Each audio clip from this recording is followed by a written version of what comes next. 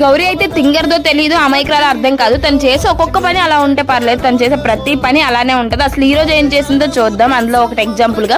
But మీకైతే నేను కిందటి వీడియోలో చెప్పాను కదా, మా కింద చాలా కూరగాయల చెట్లు ఉన్నాయి, అవేంటో మీకు పరిచయం చేస్తానని.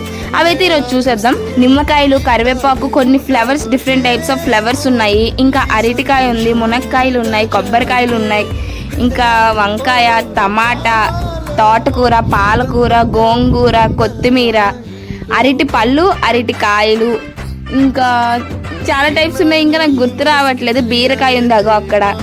ఇంకా నాకు ఐటమ్స్ సరిగ్గా తెలీదు. నేను ఇప్పటి వరకు అయితే మీకు చూపించినవి అయితే అవేని. ఇంక ఇవి ఎందుకు తెచ్చానంటే సాంబార్ రెసిపీ కోసం. అసలు గౌరీ చేసిన పని ఏంటంటే, ఆ కప్పు అసలుకే టైట్ బాక్స్ నా ట్యూషన్కి తీసుకెళ్ళింది. అది వద్దు అంటే టైట్గా పెట్టేసింది, ఏమంటే పడదని. వర్క్లో ఉన్నాను కదా అని చెగొడీలు పెట్టమన్నాను ట్యూషన్ కోసం. తను ఎలా రైస్లో పెట్టింది చూడండి, అవి ఏమయ్యాయి చూడండి, మెత్తగా పొల్లు నేలలు తింటారే అలా ఇచ్చింది.